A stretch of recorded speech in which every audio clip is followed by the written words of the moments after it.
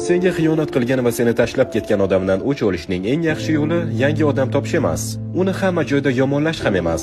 Aslida sen qilishing kerak bo'lgan 3 ta narsa bor. Agar ularni bajarsang, haqiqiy g'olib sen bo'lasan. Birinchidan, unga e'tibor berma. Agar u seni aldagan bo'lsa, demak u kim bo'lsa ham, nima ish qilsa ham, yangi muhabbat topsa ham, hayot senikidan yanada yomon bo'lsa ham, endi senga umuman farqi bo'lmasligi kerak. Sening yagona vazifang ichki dunyoni boshqarish. Xohlamasang ham noto'g'ri odamga qimmatli vaqtingni sarflama. Esda tut, eng og'ir jazolash usuli bu sukutdir.